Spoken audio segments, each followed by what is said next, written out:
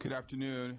We're going to call the April 12th Utilities and Commerce meeting to order, and in absence of a quorum, we're going to start as a subcommittee. So, and let me first make some announcements.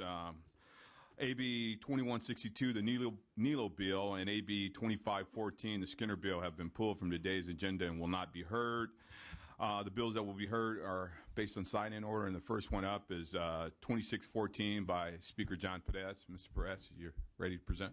Thank you, Mr. Chairman. Members, I'm here to present AB 2614. In the President's State of the Union address, he urged the Congress to pass legislation related to the Homestar program. The President stated that this program would revitalize the U.S. construction industry, help small businesses, support U.S. manufacturing, create thousands of new jobs, as well as reduce energy consumption, lower energy bills, and lessen our nation's dependence on fossil fuels. AB 2614 provides the key provisions necessary to ensure that California is properly positioned to implement the Homestar program, which is still pending in Congress. The Homestar program establishes a multi-billion-dollar energy-efficient model, rebates, incentive, audit, technology improvements, and financing for residential buildings. The legislation has bipartisan congressional sponsorship and a broad base of support, including the environmental community, utilities, small and large businesses, labor organizations, and many others. AB 2614 directs the California Energy Commission to work in conjunction with the Federal Department of Energy to develop the requisite program components to implement Homestar. Such a program must involve participation by numerous stakeholders, providing accountability and ensure the projected energy savings are realized. AB 2614 Mr. Chair, will ensure... Not to interrupt, but I'm happy to move the bill. I think it has support on both sides. We'd love to hear the rest, but just... Okay. Do we have a quorum? Well, yeah. Okay. It's been... We'll await the quorum. Thank you, sir. AB 2614... Excuse me, Mr. Speaker. I want to establish a quorum. Secretary, would you please call the roll? Bradford. Here. Knight. Berryhill. Buchanan. Carter.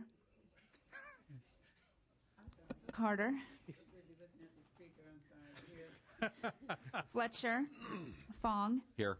Fuentes. Fuller. Furutani. Huffman. Ma. Skinner. Swanson. Present, Mr. Speaker. Valines. Great. Your bill has been moved by Mr. Valine, seconded by Ms. Skinner. We have a motion on the floor. Secretary, Mike. Well, first, if I may, go ahead. So I'll cut my presentation short and just say that with me today to testify in favor of my bill is Matt Golden of Recurve, a California-based energy efficiency company. Matt is one of the key architects of the federal Homestar program and has been working extensively with the Congress and the White House on its passage. Later today, I'll be sending a letter to the congressional leaders urging them to pass the Homestar legislation as soon as possible. I respectfully ask for your aye votes and would gladly accept any co-authors on the bill.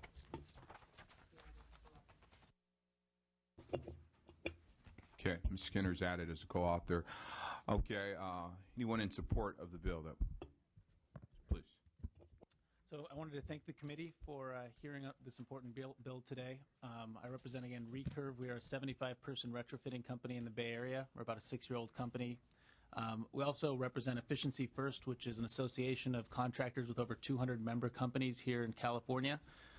And this authorizing bill to direct the California Energy Commission to rapidly implement Homestar is extremely important. Here in California, we've seen a 35% drop in construction-related employment since the peak just a couple years ago, and this is a great opportunity to put those people back to work in long-term jobs that are high skill and also have a huge impact on our environmental goals and our climate goals. So we think it's a win-win. I think that's represented in the fact that it's bipartisan in Congress. It has been introduced as a Senate bill, which is bipartisan, and there's going to be a news conference this week in the House, and we expect to be at full Energy and Commerce Committee markup next week and soon following a bill. So I do definitely appreciate everybody's support and the responsiveness in California, making sure this legislation is implemented quickly. Great. Thank you. Mrs. Wetch. Mr. Chairman and members, Scott Wetch on behalf of the Western States Council of Sheet Metal Workers, the California State Pipe Trades Council, and the State Association of Electrical Workers. Those three crafts are the three crafts that primarily do energy efficiency work. Conceptually, we're very supportive of the bill. We look forward to continuing to work with the Speaker's staff to flesh out all the final details and would urge your aye vote. Thank you. Thank you. Is there anyone else testifying in support of the bill? Any opposition? Okay, Ms. Skinner, get a question. Thank you, Mr. Chair and members. I know we have a long agenda, and so we're trying to move this fast, but I just think it's worth highlighting a few additional aspects of this. Number one, we just passed off our floor in urgency a PACE financing bill. That bill was amended in my committee and my former chair, Natural Resources, to ensure that any local government using PACE financing would not exclude energy efficiency. So in other words, we now have the ability for homeowners, small business owners to use PACE financing to do these kind of energy efficiency retrofits. We also passed a bill last year, which the governor signed into law, AB 758, which is requiring the Energy Commission to work with the PUC to set up a statewide comprehensive retrofit program for all of our existing building stock that was built before our good energy efficiency laws. Now, the incredible benefit of the Homestar program is, number one, that would give additional financing incentive to building owners, but additionally, it requires that very important testing, because I think many of us may have experienced where we may have done some retrofit work. Maybe we did it ourselves, or maybe we just hired, quote unquote handyman, and then we found that we didn't get energy efficiency savings. I'll tell you, for example, that I keep a towel rolled up at the base of my front door because the weather stripping that was put at the base of my front door was not adequately installed. So there's cold air that flows through. So this kind of testing will ensure that people's investments in retrofit work actually achieves that goal. Now, interestingly, while our focus has been on construction jobs, it is the testing jobs that may be the largest number of jobs. And a number of our community colleges right now are ramping up training in people being able to learn how to do this kind of sealing off of a building and testing it because of the need for it, and also the number of jobs. So I just wanted to add that. I went on a tour of a facility in Richmond that's in partnership with the Contra Costa Community College just last Friday that is training people to do this exact work. This is exactly the direction we should be going in. I thank the Speaker. I thank him allowing me to be a co-author, and I urge our aye votes. Mr. Swanson. Yes, I also like to commend the Speaker on the bill, and you're free to use my name as co-author. Okay. I'm going to open it up again for Mr. Valines. Go right ahead. Thank you, Mr. Chair. I just wanted to point out a couple of things. First, I'm not a big fan of the stimulus dollars that have come. I don't think they've been effective the way that they've come from Washington. But having said that, I'm going to be consistent, and I support the bill because anything that does try to draw down more federal funds, we should do. As we all know, but just saying for whoever's watching, outside of my mom probably only, that we're a donor state. We give more money than we get back in our taxes, while many other states give and, of course, get back more. That's our dollar. So I would like to be a co-author on this bill. Again, I just want to say for the record that I really don't believe the stimulus dollars have done what they said. I think they should have went more to private businesses. I think they've been more helpful than keeping governments afloat that haven't done the reforms they should. But this is a smart bill, and it's a good bill, so I just wanted to say that. I also wanted to say, since clearly with Mr. Wetch's testimony that you're in clear disagreement with labor, I think that's healthy for Republicans, so I support the bill on that level, because I heard that it was clear that it was not an agreement. And I hope this doesn't start a towels and doors program. That is not our goal.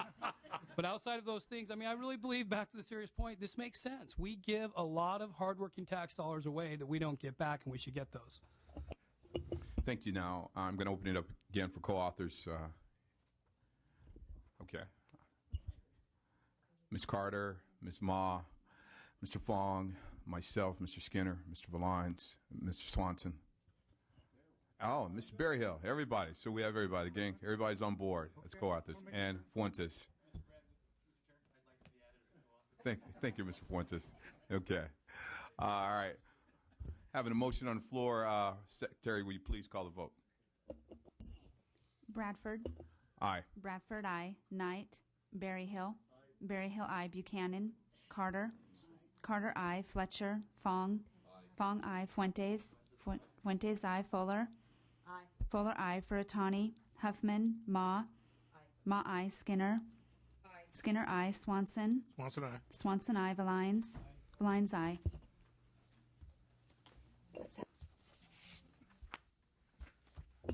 Mr. Speaker, your bill's out 11-0 on a due pass with a referral to appropriations. Thank you. Thank you. And Ms. Fuller, Dr. Fuller, we will be adding you as a co-author as well.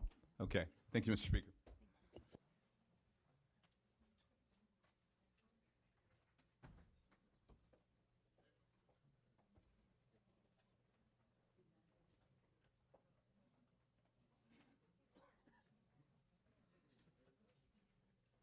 Mr. Blumenfeld, you ready? All right. AB 2724.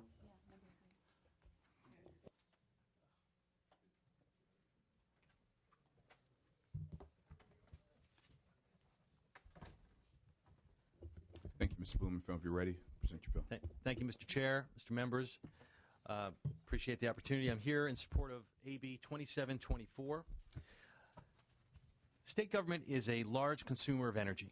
We use, as a state, more than 1.3 billion kilowatt hours of electricity per year at facilities under control of 33 separate departments and agencies.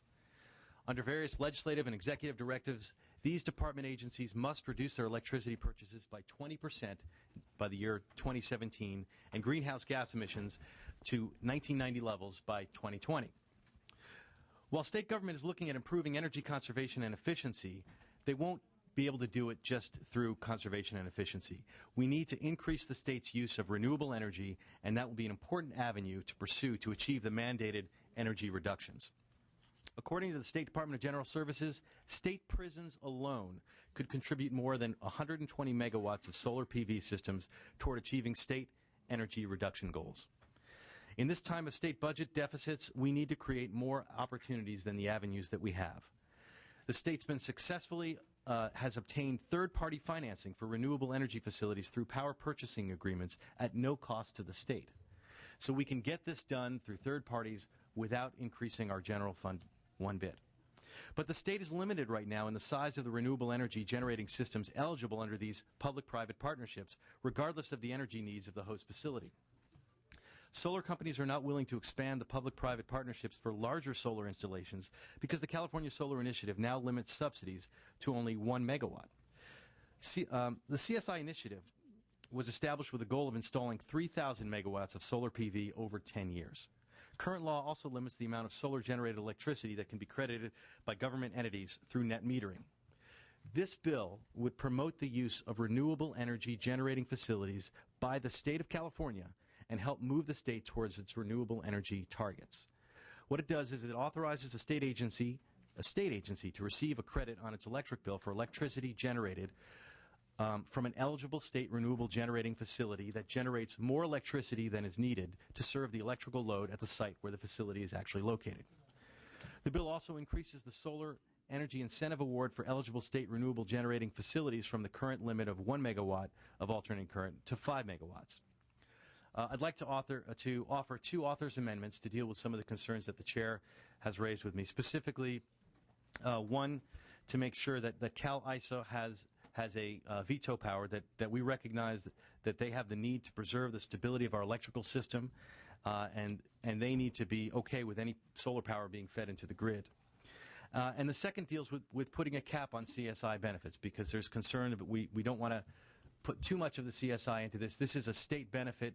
Ratepayers and state taxpayers really overlap. So to limit it to really wanted to check with the chairman to limit it to 1% of the CSI. CSI is $3.3 billion, limited to less than 1%. One number that we've come up with is $32 million as a cap on the CSI benefits for state projects. We still need to work out with all of the various folks the exact cap that it needs to be, but as a placeholder, I'd like to propose putting in no more than 1%, no more than $32 million, if that's acceptable with the chair, so that we can reach agreement, so that we can move forward on this we're willing to talk with the utilities and the PUC, who've indicated they have a willingness to talk about other ways to make sure that this is appropriately limited. And here to speak in support of the bill is Melanie Perrin and Patrick McCoy from the Department of General Services. Good afternoon, Chair, members, Department of General Services. I'm Melanie Perrin. I have with me Patrick McCoy, who is our lead solar expert. We're here for any questions. The department is the sponsor of this bill.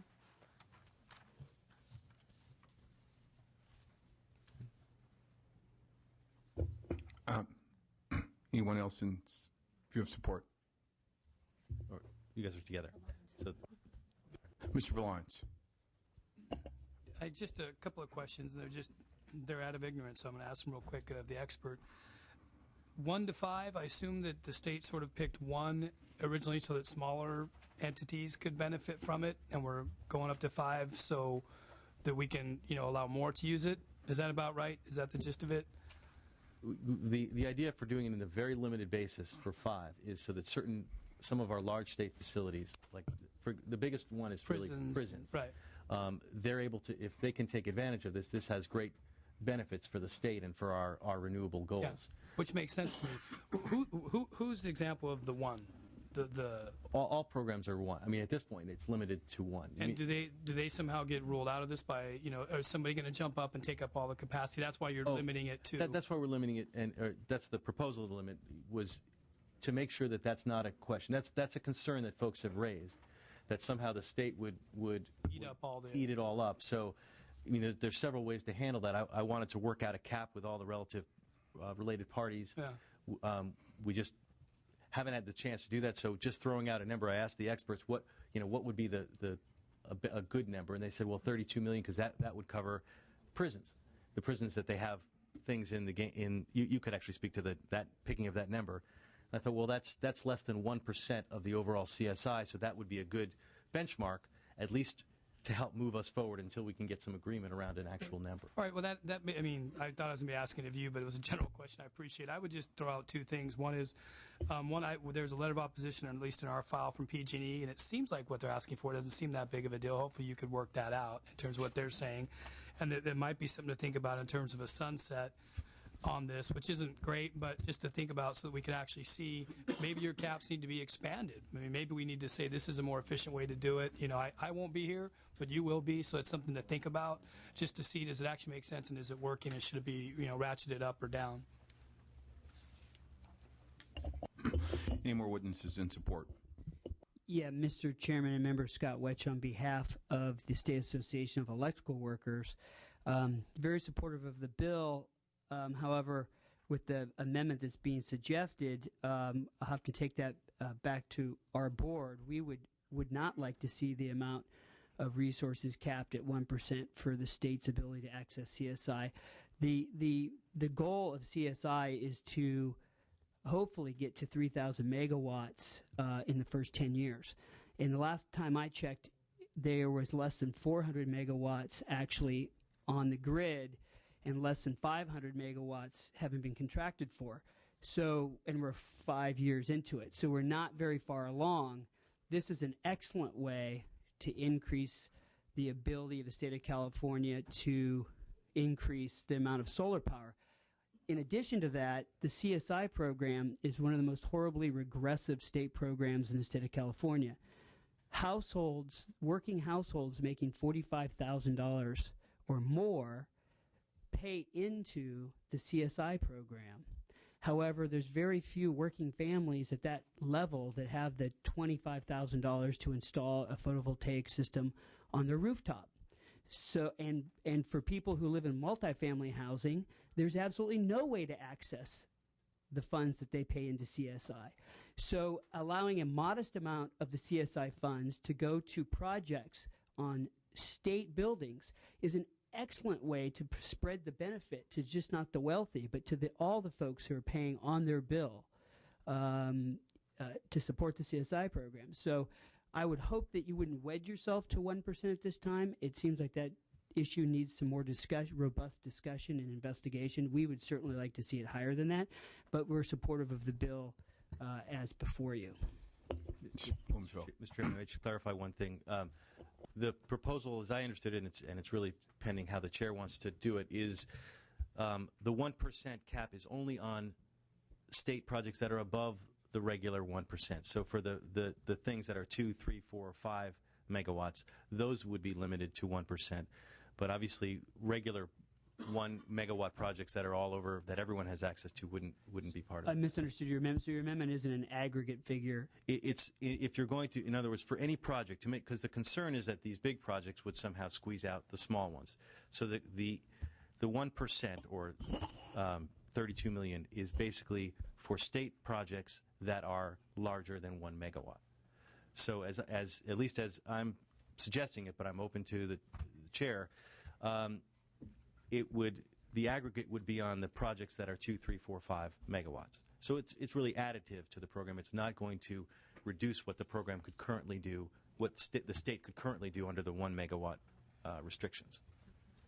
That helps clarify. I think we'd like to see it a little bit higher than 1%, but I better understand that now. Mr. Fuentes. Yeah, just for clarification's sake, so let's say you've got 10 projects that are 1 megawatt in size or smaller. They would be permissible. They're state properties. You would allow for, and if the bill, as the way you proposed it, they would be eligible for the CSI funding, and they would not go towards that larger cap if you were 1.5 megawatts or larger. Correct. That's my understanding. I mean, I'm open to working with the committee on what works, but that's how I think would make the most sense. And this would be for, and I'm sorry, I know that you're doing witnesses and support. This would be for projects that are state only. It would not include local governments? Correct. At this point? As written, I mean, there's a program for local governments. This is a new program for state, and it's at this point is limited to state projects. Okay. Yes. Good afternoon, Chair and members of the committee. Bernadette Del Chiaro with Environment California. First off, we support the general intent of the bill. Obviously, we're strong supporters of solar power and of achieving our goals of not just meeting our Million Solar Roofs initiative, but our renewable electricity goals at large. And we think the state should be a leader in promoting renewable energy, and obviously saving the state money means saving taxpayers' money. So there's multiple reasons why getting the state to go solar is a good idea. So that said, there are two different things as I read this bill attempts to do. One is it attempts to give the state government access to the AB 2466 type of setup, where you have essentially almost virtual net meterings for projects that aren't located at the site of electricity use. And the way the bill is drafted, the couple of problems with that one section of the bill is that there's no system size cap at all. So there's not even a 5 megawatt cap within that program. It's completely just size to load, which could be a very large system. And the problem with that, taking aside the CSI, the pot of money, the limited pot of money, is then what impact would that have on net metering? As we all know, we just recently, thanks to Assemblymember Skinner, lifted the cap on net metering up to 5%. That's actually still a fairly tight cap for us to meet our Million Solar Roofs initiative goal. If we open up this program, the net metering program, to sort of large systems without affecting, and have those all be within the 5% cap, that could actually then edge out small customers that want to go solar as well in the next couple of years. Two, then the other side of the bill, part of the bill, is to lift the cap just for state government for access to California Solar Initiative rebates, and that is for the up to 5 megawatts. We strongly feel that we should not give this sort of special consideration to the state government, that we should limit it to just the first megawatt, you get a full rebate, and then above 1 megawatt up to 5, like everybody else, you basically finance it without a rebate. And there's a couple reasons for that. One is the pot of money is pretty limited. It is a finite pot of money. We're not going to really be able to renew that at the end of the program. And we're already seeing a lot of small customers getting sort of edged out of that program. The idea behind the Million Solar Roofs initiative isn't just to build 3,000 megawatts, because we could do that with just a couple of installations, but it is to do what the title of the bill is, which is to build 1 million solar roofs, whereas a lot of small-scale on-site distributed generation, including on regular everyday California homes. And there is no protective pot of set aside for residential installations compared to large-scale commercial installations. So we really need to be mindful to not eat into the cap overly with these supersized systems. The second reason, the logic for the 1 megawatt cap within the CSI, is a fiscal one. the assumption is there's an economy of scale achieved once you get beyond 1 megawatt, that you actually can build the system far more cheaply than you could build a 10 kilowatt system, for example. And so your need for a rebate is far less than for the smaller systems. And so for a ratepayer protection type of consideration, we'll get more, it's sort of a waste of money, if you will, to throw money after these big, huge, large systems when the pot of money is set aside to buy down these more expensive. But ultimately, by growing the market, we can bring the cost of solar down to where we don't need rebates any longer. Again, if we spend all of our money on the large systems that maybe you don't need it, we won't ultimately transform the solar market in California to one that's self-sufficient in the end. The idea of a carve-out is one that I myself and a number of other folks took very seriously at the end of last week at the chair's request to consider that. We were unable to come up with any agreement, in part because there were a lot of unanswered questions of how would that cap work, but also interesting that, sort of the rough crunching of numbers shows that maybe $32 million is what the state government has already received in CSI funds. And so it's just we sort of need a lot more information in order to make that, decision.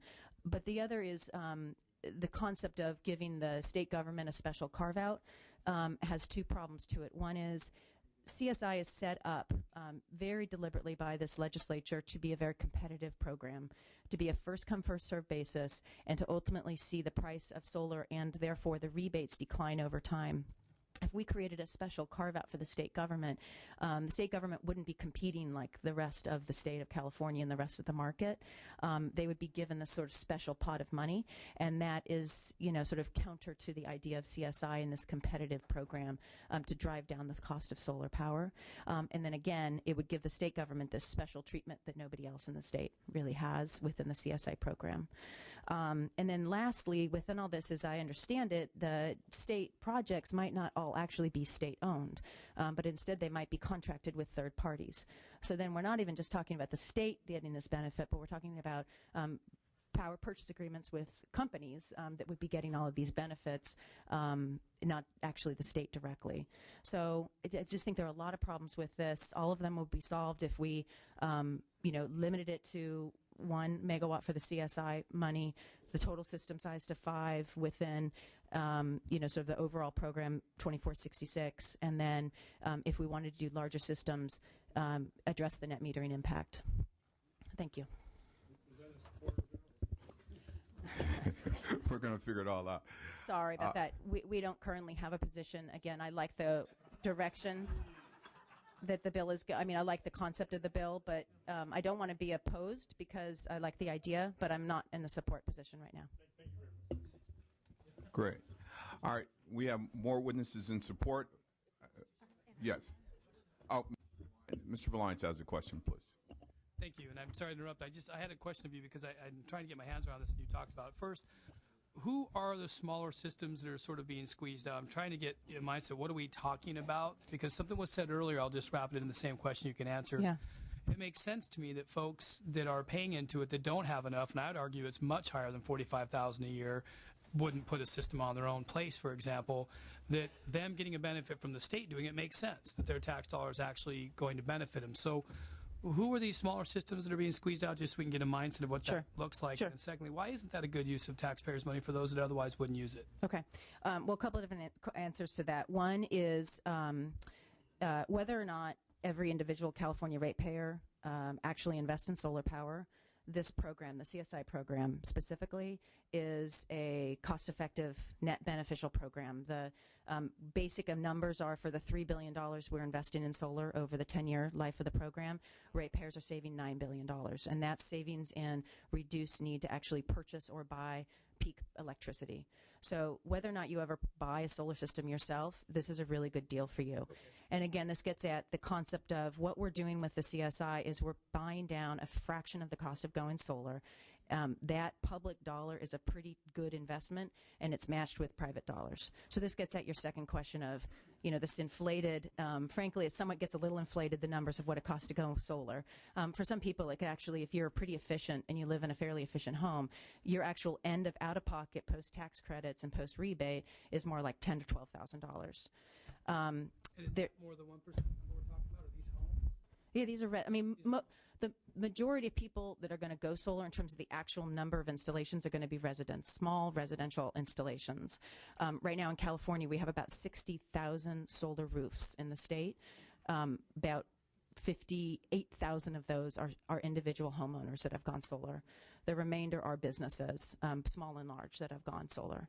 The other thing about the financing, though, that is becoming available more and more today in California, and almost about this July, about 3/4 of the state will be covered under a PACE financing program, which is the ability for homeowners to finance with no money down the cost of going solar, recoup or repay the system through their property taxes, and basically make solar available to everybody, even if they don't have $10,000 to $20,000 in savings or equity in their home to be able to finance a solar system. So I think some of these, frankly, somewhat old ideas of solar being only for the wealthy are changing because of the policies we've put in place.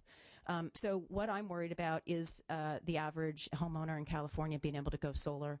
I think that, Mr. Wetch raised a good point of multifamily housing. We do need to address that, but that's something that could be addressed through policy. This obviously doesn't get at that, and in fact, maybe even makes it even harder if that's your number one concern. This ultimately will carve out more of the money for the supersized systems than for the individual. And again, I think we should all types of solar power in California. I think we should have 5 megawatt, 10 megawatt, and the 1-2 kilowatt systems. We need a market that's broad. But the CSI program is really one that is pretty specific to small scale distributed generation, and it's a pretty precious program. And so I want to make sure that we're protecting that. Thank you. Any more testimony in support of this bill? Mr. Chairman, members, Donna Brownsey with the Solar Alliance. We're supportive. I'm going to associate myself in part with some of the comments that have been made, but also I think what we would say is we think it's important that there be a diversity of approaches in terms of the solar market. We want to applaud the author. We know that there are a lot of questions that need to be answered, a lot of concerns that have been raised by Ms. Del Chiara, which we think are very legitimate. We have confidence that they're going to be addressed in negotiations and conversations with the DGS and with the author's office. And so for that reason, we support the direction that the author's going in and think that it does make sense to put some limitations on this. But also we think in the solar industry, it's important to show the multi and very varied instances in which PV, solar, and other forms of solar can be utilized to help customers, even the state, to stabilize the price that they pay for energy over the long term. So with that, we would just like to make that sort of supportive position clear. Thanks. So you'd like to see this thing move along, keep moving along? Correct, Mr. Berryhill. Thank you. Yes. Valerie Torella with PG&E, and I guess to get to the point, we too would be okay with seeing this bill move along. We did take a support if omitted position, and in meeting with the author, expressed our support of extending the 2466 program that Ms. Del Chiaro discussed. But laid out a series of parameters to limit that program that aren't currently in the bill to minimize the grid impacts. Those parameters in discussions with the sponsor and the author may not completely meet all of the goals of the state, and so we would like to continue those discussions and see if there is a model and an agreement that we can get to pursue those goals. And speaking directly to the CSI discussion, as we discussed in our position letter, that at this time we are not able to support changes to the CSI program. But we would like to, we would be supportive of moving this bill forward and continuing those discussions. Thank you. Lenny Goldberg on behalf of Turn for Small Ratepayers. We have a number of the same concerns, but let me speak to one that has not been mentioned at all, and this has to do with whether or not the ratepayers put this money up. Mr. Wetch referred to this as a regressive program. Small ratepayers pay for large solar systems. That's the way it works, and we already have committed to putting that money on the table.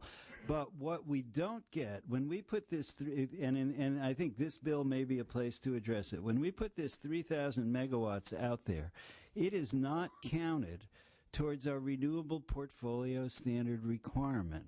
Why is that? Because the renewable energy credit that the businesses and homeowners put up does not count to the utilities and has to be paid for again. It essentially will have to be purchased by the ratepayers, by the utilities to count to the renewable portfolio standard. That increases the incentive for businesses and for homeowners, and that's the way the program works. We fought against that but failed on that. But we do not believe that we should have, if the state puts up, let us say, 500 megawatts of solar, that should count. We believe that should count towards the renewable portfolio standard, and that the ratepayers would not have to pay the state more additional money to purchase the renewable energy credits. Now, we've spoken to staff on that, and I haven't spoken to the member. We hope that issue will prevail in this discussion. We don't think the state, if ratepayers are subsidizing the state solar systems, that we should be getting credit for the RPS, the renewable power that we're putting in place, without having to pay more money in addition. So hopefully we can address the REC as this bill moves along. Mr. Chairman, members, Will Gonzalez on behalf of the California Solar Energy Industry Association. We're about 200 solar installers and manufacturers. This is a bill that we have not yet taken an official position on. We like the concept. More solar is good, and we think the state definitely should be playing a role. We do have some of the concerns that I'm not going to go into because I think you all have heard them all. Net metering being one of the big ones. Just, we have a 5% cap that we want to make sure we don't blow through too quickly. But we're looking forward to working with the author. We think it's a good concept, and we look forward to future conversations. Good afternoon, Mr. Chair, committee members. My name is Patrick McCoy. Sorry about that. My name is Patrick McCoy. I'm the program manager for the Solar Power Purchase Program that we have at the Department of General Services. The motivation behind this bill is twofold, really, from my perspective as the program manager. Number one is that we have successfully installed solar PV systems at state facilities at no cost to the state. As a matter of fact, the third party that we partner with in our public-private partnership picks up the state's tab when it comes to project management, environmental review, construction inspection, and some of the other services that we have to provide in terms of oversight of implementing these projects. Not only that, but we are able to award projects based upon a discount to the otherwise applicable utility tariff. We've already installed in our phase one effort, we installed 8 projects. 4 of them went to CSUs, and they're not really under a savings pricing regime per se. But of the 4 executive state agency projects that we've installed, we've saved over $250,000 on utility line item budgets to date. In our phase 2 effort, we're going to be pursuing 9 additional solar PV projects at state facilities with a savings ranging from $60,000 to $100,000 per year per project. Now, based upon our experience in the solar PV industry, we find 2 things. Number one is that the solar PV industry has done a great job in stepping up to the plate, understanding our requirements and our special situation, which is even though we have these policy mandates with regards to reducing our grid-based energy purchases and our reduction of greenhouse gas emissions, we don't have any funding to do so. So they've done a great job in creating these financial products that allow us to pursue those opportunities at no cost to the state. Secondly, they've done a fantastic job in driving down the cost of solar PV. Now, I'm primarily talking about the larger projects, ground-mounted systems, the canopy systems, because there's a big difference between a residential solar roof system and a large ground-mounted system. As recently as 18 to 24 months ago, it costs us $8.5 million to install a 1 megawatt solar PV system. The industry can do that today for around $5 million. So they've done a fantastic job, and I think that as far as the program is concerned, we've done a great job in contributing to driving down the cost of solar PV that will eventually flow down to the residential customer market. As a matter of fact, I would venture to guess that in those past couple of years that the price for solar PV installed on a residential roof has actually decreased by 40%. So the intent of the legislation of SB1, the various programs that have been participating in CSI have done a fabulous job in pursuing the goals. But our primary focus is that we have an opportunity to leverage the unique facilities that the state currently owns. You know, these prisons occupy hundreds of acres. Down there at Chena, we've got 1,400 acres of state-owned property that we could leverage and install large amounts of solar PV, A, at no cost, B, generate more savings to the state, and that would also then help accelerate the achievement of the goals that we have before us. So, in a sense, that's really, from my perspective as a program manager, the crux of this legislation. Thank you. Thank you. Now, do we have any testimony in opposition of this bill? You're still in support? In a tweener position. Edward Randolph with the California Public Utilities Commission, and we have not had an opportunity to take a formal position on this bill. The goals of the authors will likely be supportive of, and that's increasing the cap on the CSI rebates and potentially increasing the size cap for net metering.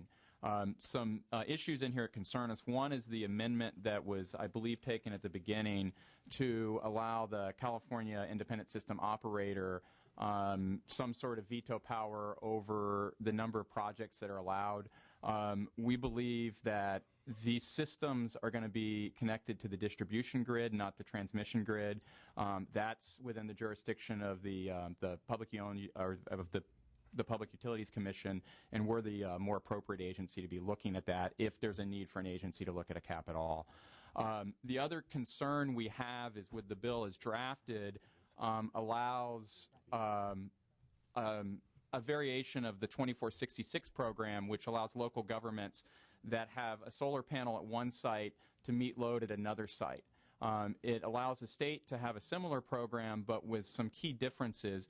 The biggest one is it allows those solar panels at one site to qualify for the CSI, even if they're oversized for that site, which is something 2466 does not allow the local governments to do. And the PUC had been concerned with allowing the local governments to use those rebates for panels that look a lot more like wholesale generation than they do as size to load in those cases. So this bill, at least as drafted, actually treats local governments and the state government differently. And that could create some concern down the line. Thank you. In opposition? Mr. Chair, members, Cindy Howell with San Diego Gas and Electric, a Sempra Energy utility. We have filed a formal opposition letter on the bill, and we are in agreement, and I don't get to say this ever, with Environment California on this bill, as well as with TURN's perspective. And so I won't go and repeat a lot of the concerns you heard from those folks, except I do want to highlight one thing, and that is we support renewable energy, we support solar DG, renewable DG, and we do think it should be used to facilitate meeting the state's very aggressive RPS goals. And so I will highlight the issue that Lenny Goldberg with TURN made, in that the renewable energy credit associated with the solar DG and that's promoted by this bill does not go to ratepayers' credit to facilitate the utilities meeting the RPS goals, and that's a concern. And our other issue that has not been discussed today is that from SDG&E's perspective, we have an alternative to facilitate what the state, what DGS and the author are trying to do, and that is with the feed-in tariff. And feed-in tariff, it was a bill was just passed last year. It was SB 32, authored by Senator Negrete McLeod, to require IOUs to offer a feed-in tariff, which is a regulated rate for just these types of projects, 3 megawatts and below. It is currently being implemented by the Public Utilities Commission, and we think that that's a more transparent way to incent these types of projects. So we look forward to continuing to work with the author's office as this legislation is shaped throughout the process. Thank you very much. Great. Any members with any questions? Okay. Mr. Huffman. I want to thank the author for working to creatively expand solar and small-scale wind in the state. I was a joint author with John Laird on the original 2466, and so I've sort of supported a piecemeal expansion of that over the last year, and including your bill last year, Assemblymember Blumenfield.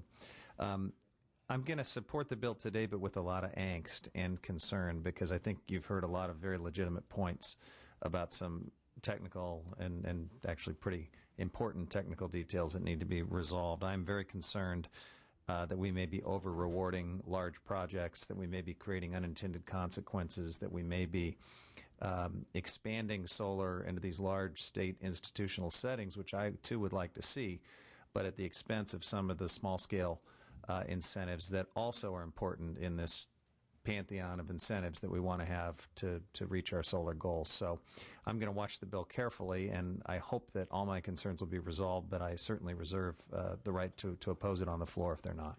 Thanks. Swanson. Second. All right, the bill has been moved by Mr. Fuentes, seconded by Mr. Swanson. This would be with the amendments, and it would be moved with the amendments. With the amendments that I will state. But before we go into that, I just want to first thank the author for sitting down with the committee and trying to work out some of these complicated issues that are address this bill.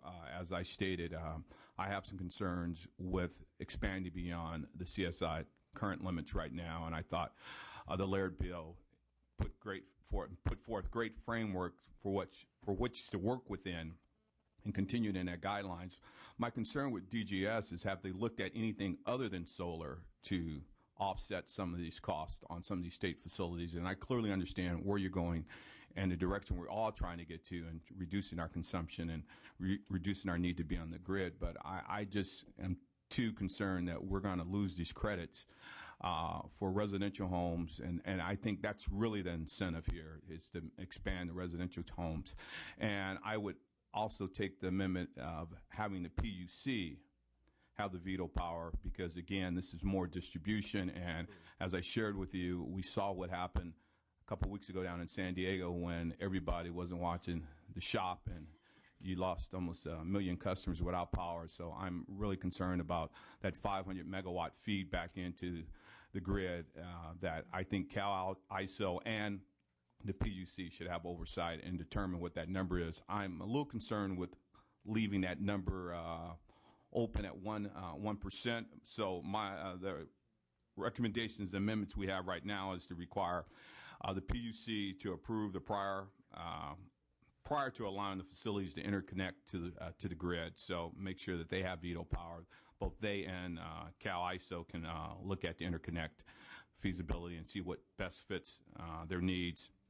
They keep the CSI rebate at 1 megawatt, and I encourage the state to work with all the parties that were stated their opposition today to help move this bill forward, because it's a lot of potential here, but at the same time, I think it's still a little moving parts. And then follow Turns guidelines of having those RECs be credited to investor-owned utilities, so it can be counted toward that renewable credit. Question. I mean, I agree with everything. The one question I have is on the one megawatt CSI. What I was hoping we could get to, but it depends on what you're comfortable with, Mr. Chair, is that we could put a placeholder in of, as of the 1% or even 1/2 of 1%, something so that we can continue the discussion on what would be the appropriate limitation. Because if we leave it at 1%, it's going to be very hard to have that discussion in the future, because there's, it's pretty much a done deal at 1. And the thought here is, at least what I'm hearing is that there's an understanding of why we might need to raise it, but we want to make sure that we have appropriate limitations on that, and we can get all the parties comfortable with that. So what I'd like to do, if the chair's willing, if not, I'll defer back to the way that you just proposed it. But I would prefer to have it as a small amount, a dollar figure or a percentage, something that can keep the discussion going, if that's acceptable. I mean, I appreciate your willingness to work with this, but I think we walk away here 0.5%, huh? Yeah. All right. I will amend that a 0.5%.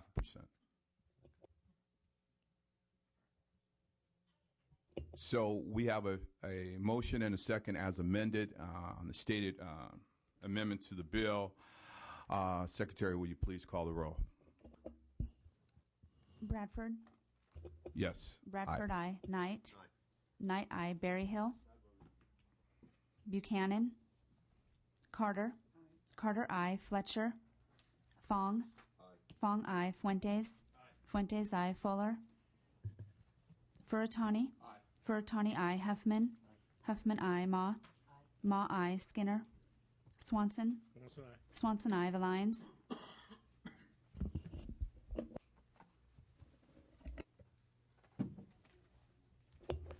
Mr. Bloomfield, your bill's out 9-0 with the referral to natural resources, but as amended.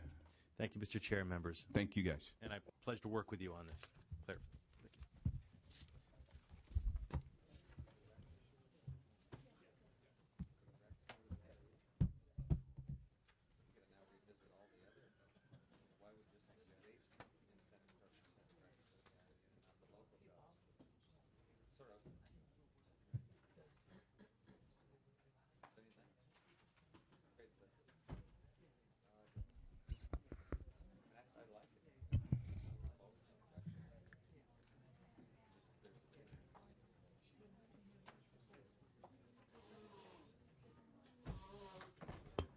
Mr. Knight, I'm going to relinquish the chair because I have to present my bill.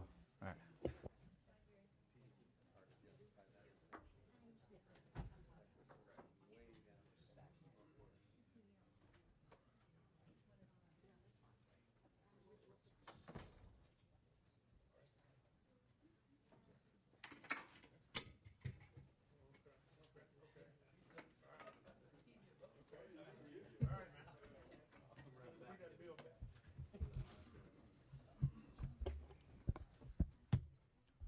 Mr. Bradford, welcome.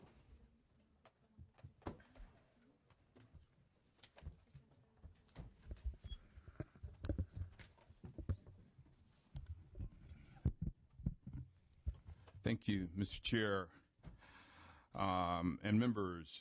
Before I begin, I would like to accept the committee's amendments reflected in the analysis to maintain the current PUC 3-year renewal process, leaving that provision current law, and include intent language encouraging the PUC to create a better system of communication with California airports. However, these amendments will take place in the Assembly Transportation Committee. Okay.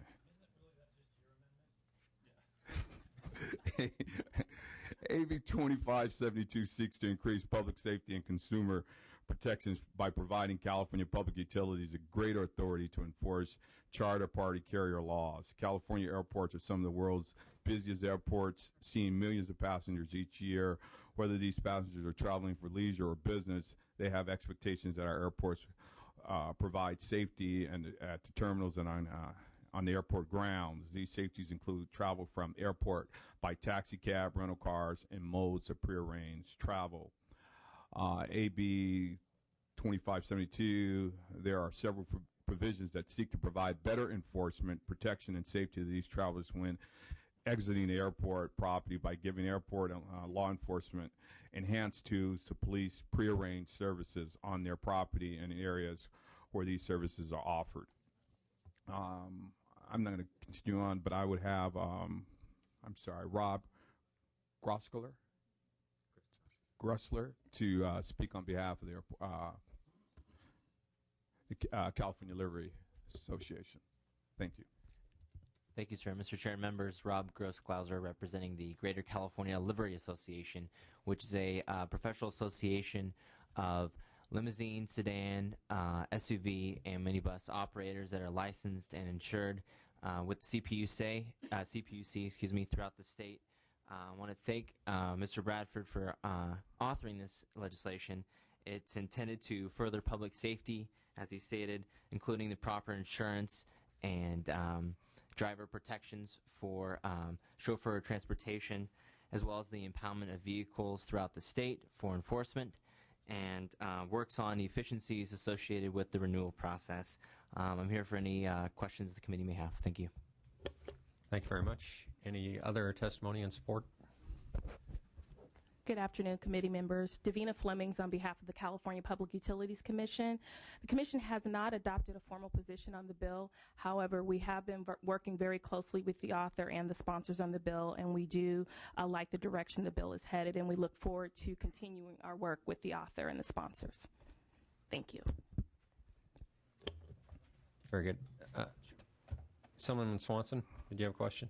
Yeah, I was just curious, Mr. Chairman, is this your first bill as chair of the committee?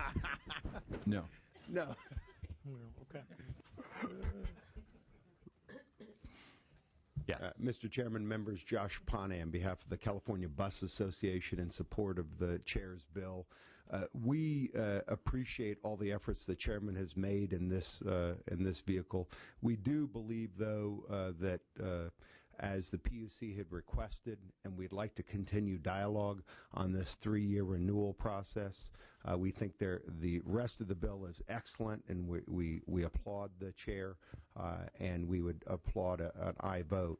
However, the idea that you have to come back every 3 years, I know that the chair has been working with the San Francisco Airport Authority and the airports. It just doesn't make much sense. The real actors, as the chair has been getting at within the bill, are those illegal operators, and those folks are only going to go away when, frankly, you go after them. And so to get at them isn't this idea that every 3 years you have to have a renewal, because they're not licensing themselves now.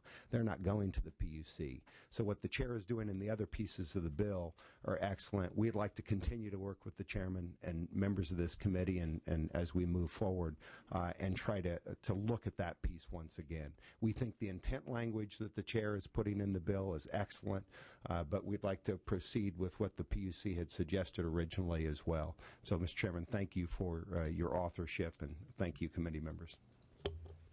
Thank you, Mr. Pane. Is there any other testimony in support? Any testimony in opposition?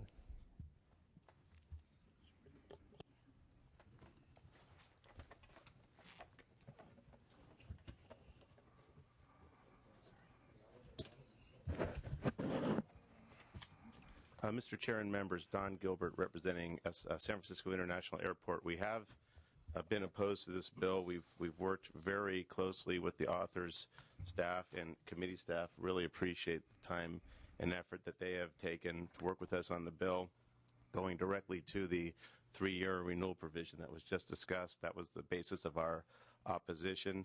With the amendments, we received them before the hearing. We've reviewed them. Our initial review looks like they do what we want, and we very much appreciate the chair's help on that and his staff, as we mentioned. Let me just say, only because of the previous witness, the reason we opposed the bill, the reason we opposed the elimination of a 3-year renewal requirement is because that would give a CPUC-regulated limousine company a lifetime permit. And if you go, I'll be brief here, but there's a lot of very important public safety requirements that a limousine company must satisfy in order to get its initial permit and a renewal, going to the driver's record, having workers' comp insurance, complying with CHP safety requirements, a maintenance program for the vehicle, a substance abuse program. We don't think that there should be a lifetime permit to avoid, in effect, coming back on those requirements in the future. For that reason, we would strongly disagree with the previous witness. Last point is that actually 95% of the problem at SFO, literally 95% of the problem, is not with the limo drivers who don't have CPUC licenses. They're with the CPUC licensed limo drivers. That's where the problem is. So if necessary, I have with me Henry Thompson, who's the a deputy director of the airport in charge of operations and security. If anyone on the committee so wishes, he could answer any questions regarding the details of this issue. Thank you very much. And again, thanks to the chair and his staff.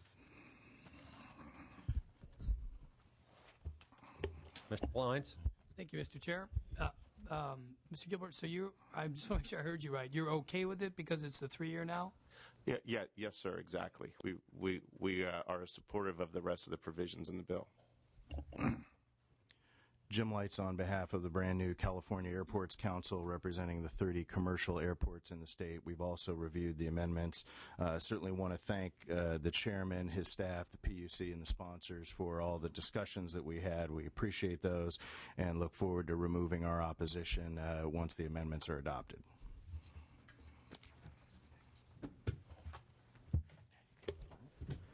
Was there any other testimony in opposition?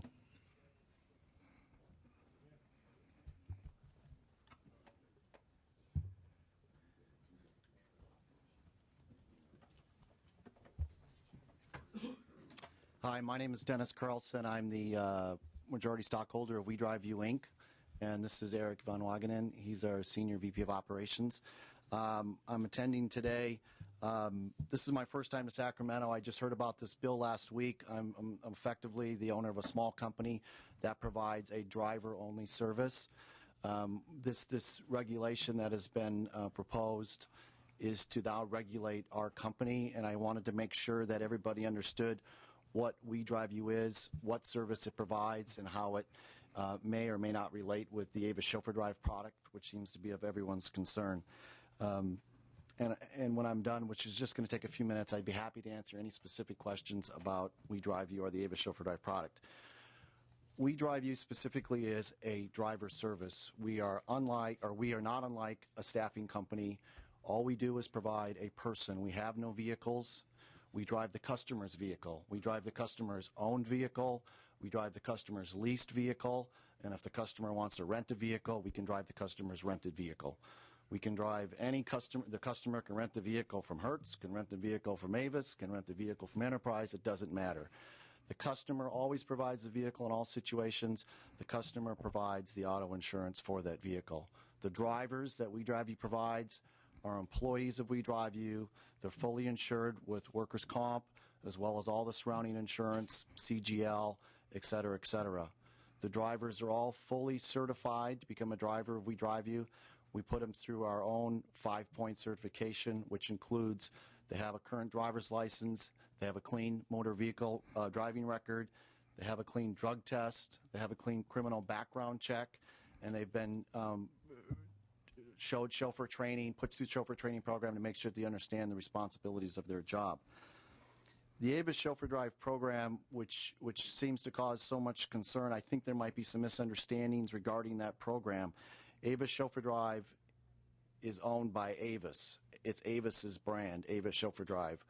We Drive You is the driver. If an Avis customer decides to rent a vehicle and for one reason or another they cannot drive that vehicle, they can have their friend drive the vehicle, they can have their sibling drive the vehicle, they can get the driver from anywhere they want. Avis doesn't mandate that they use We Drive You. If they want to know where they can find a driver from a company that's fully insured, that has certified drivers, Avis will refer them to We Drive You, and We Drive You will then provide a driver. The customer rents the vehicle under a contract with Avis and pays Avis for that vehicle. The customer then, independently of any relationship with Avis, will contact We Drive You and say, I'd like to secure your driving services. They then have to set up an account with We Drive You, sign an agreement with We Drive You saying that they will rent the car in their name and they will provide the primary auto insurance on that car, and then they can contract with We Drive You to provide a driver. I'm just here because I feel there's not a lot of information about the Avis Chauffeur Drive product. I'm happy to answer any questions that might relate to this, and I just want to make sure if there's going to be regulation that it's fairly applied to a company such as We Drive You, because we're not a limousine service. We're currently not regulated by the Public Utility Commission. That's all I have. Go ahead. I would say once again, my name's Eric Van Wagenen with We Drive You as well. There's basically just some concern of the fact that there may be some misconceptions about the product of combining a chauffeur with a rental car. There really is there's no formal combination of anything. They're totally independent products. We want to make sure that people understand how they are, and Dennis has done a good job, I think, of explaining it, but we'd like to really answer questions and make sure people understand it properly so that we can, if there is going to be regulations, so that it can be appropriately applied to a company that provides just drivers. Yes, Mr. Valiant. Thank you, Mr. Chair. I appreciate you recognizing me after you booted me in line for a bill earlier today. Thank you very much. I have are you regulated by this bill or not? The Avis product would be, according to what I'm reading here in analysis. Interesting question you're bringing up. The Avis would be, but the company you're talking about is either a wholly owned subsidiary or it's a separate company. I don't know that it would be. So are you impacted by the bill or not? Per my understanding, through reading the bill, it's saying that Avis would have to register with the PUC, and the hired driving service, which is We Drive You, would have to register with That's the true. PUC. Okay. And they are totally independent companies. Avis has no ownership in We Drive You and vice versa. So is your entire business model based on the rental companies calling you, providing the drivers? No, I actually started the business almost 22 years ago. It'll be 22 years in June. And we provide just drivers, and we drive seniors for mobility purposes. They may have a car, and they just want a driver on occasion to get around. And now if they want to rent a car when they're traveling to a market because they may want, they don't want to ride in a limousine. They may want to ride in just a low-profile rental car. This would allow them to hire a driver separately from Avis. They rent the car from Avis. They hire the driver separately from We Drive You. Two separate transactions, two separate companies. Totally unlike a limousine service at all. We Drive You is strictly a staffing company. No, I get that. So last question then real quick is what percentage of your business would be potentially regulated then? What percentage of yours are people that rent cars and then have a driver? Today it's less than 5% of our business. So I'm just getting this right. This bill would affect less than 5% of your business. Not that I'm saying that's okay. I just want to make sure I understand it because this is interesting. It wasn't in any of our analysis. Well, the Avis Chauffeur Drive program has been so overblown. It's incredible that we have the state of California looking at one company, We Drive You, to try to regulate it. I mean, I actually think they're not looking at you at all. I don't think anyone even knew about you until this bill came up. No offense. And you're doing a good job, by the way, of branding yourself right now. As a marketing PR guy, I love it. But I don't think anybody even knew about this. I think the author's intent was wholly different, which is, and now this is an interesting piece of it that none of us, frankly, even knew about. I didn't know service like this existed. Are you done? Yes, sir. Absolutely. Assemblywoman Ma. Thank you very much, and I just wanted to thank the author for working with my office, especially the San Francisco airport, who, as they mentioned, that the vehicles that are registered under the CPUC have been the problems, and I think by having a 3-year registration process, we can catch the bad actors, we can make sure that the vehicle license holders are adhering to the requirements that they're supposed to under the legislation. So I'd really like to thank you for working with our office, and I am definitely going to support the bill. Mr. Chair, if I might add, again, Rob Grossglauser with the Greater California Livery Association. As licensed charter party carriers, the definition of charter party carrier really revolves around prearranged travel. That's what separates us from the taxi cab industry, for example, and being hailed. And the model that the gentleman is speaking of is a model that others could use. And in fact, some of our operators have to rent out sedans when we are low on fleet if our business is up. It doesn't occur as often in the current environment, but it does in past. The public safety protections that this bill is looking towards are for assuring insurance, are for ensuring a drug and alcohol testing program, and are for ensuring a DMV poll notice. It's not to prevent the business model. It's merely to make sure those public safety assurances are there when you have a rental car paired with a chauffeur driver that's on a prearranged basis. So it's not meant to target them at anyone else. It's that model to assure public safety. I think one of our main concerns is that that it's actually written in the analysis that it says Avis is the one that is actually renting or providing the drivers, and that's one of our concerns, is that this bill may be catching something that they're not trying to catch. As he had mentioned, the limo companies, when they are low on fleet, will rent additional vehicles to supplement their fleet, in which they would then provide a car and driver to a person. And what the analysis says is Avis providing a car and driver to a person. So I think maybe our concern with this bill is that it doesn't specifically spell out when somebody rents a vehicle, and also that vehicle is provided by the people they're renting the vehicle from. So I think that's our primary concern with this bill, is that it does catch a company that maybe isn't supposed to be intended with this. If I may. Yeah, Mr. Chairman, would you be adverse? I mean, as these guys move forward, obviously, we didn't even know about this concern. This is just the first committee that this bill's been in, isn't it? That's correct. Would you be adverse to working with these folks and see if we can't work through this thing? And we've been open to work with everybody so far to bring forth issues to make this bill better. So as you're stating, this is the first we've heard about We Drive You. So, I mean, we've been in discussion on this bill for a couple of months now. So I'm still open for dialogue. Yeah, I'm going to certainly vote for this bill to put it out with the good faith that, and the chairman is very good at working with folks. You should stay engaged and work with him, and let's see if we can't all get together with this thing and make this thing something good. Mr. Swanson. One more time. What was the name of the company?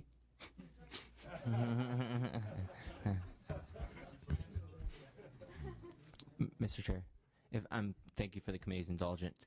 This came up last summer in that the gentleman that testified earlier in SFO, they are working vigorously for enforcement of the chauffeur-driver industry, and we appreciate that as business owners and those that take people to and from, whether it be in a black sedan or a limousine or an SUV or whatnot.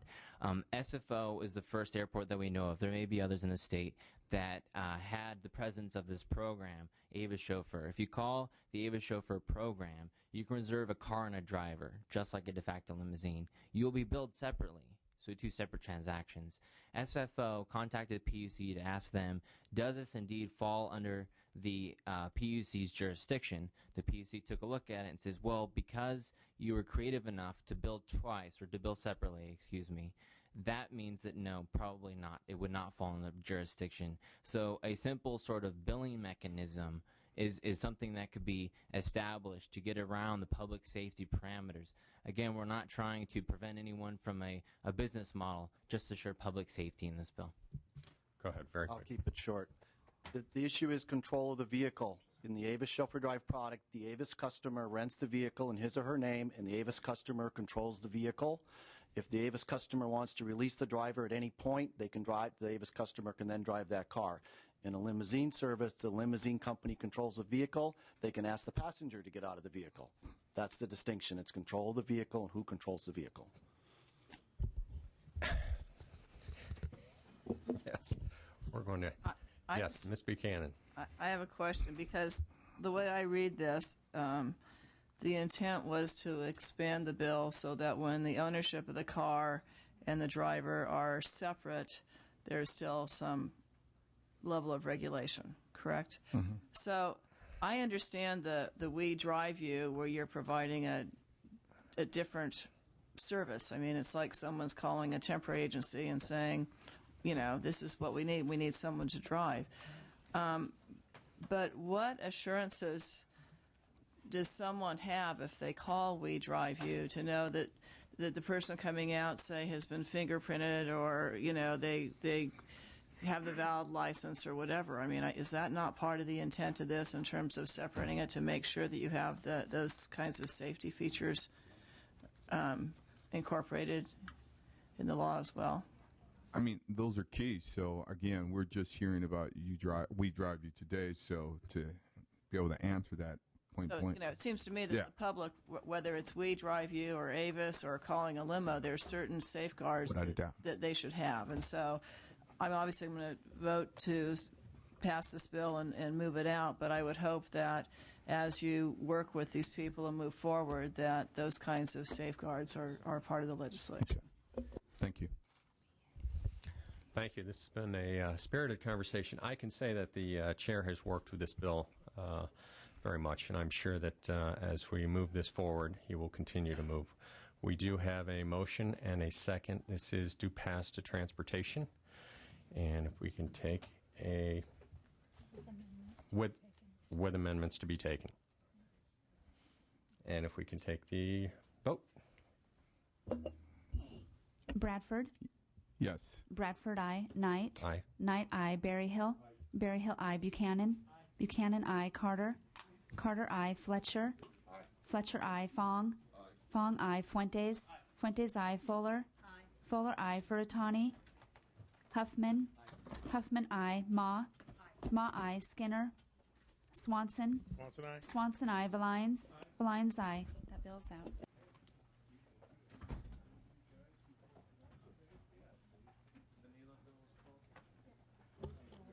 That bill is out, 13-0.